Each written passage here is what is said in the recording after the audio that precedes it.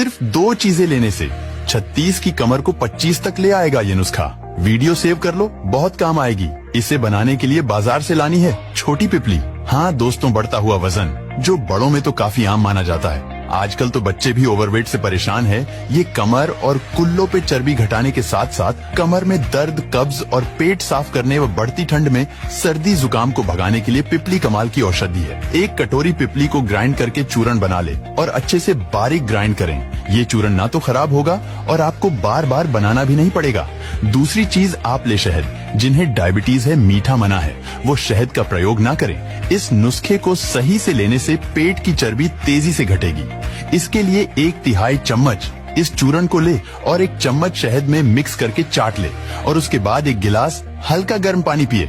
जिन्हें डायबिटीज है वो शहद को स्किप कर दें और इसे लेने की 1 घंटे बाद आपको कुछ भी खाना या पीना नहीं है। एक बार इसे सुबह नाश्ते के आधे घंटे बाद ले और एक बार रात को सोने से पहले ले।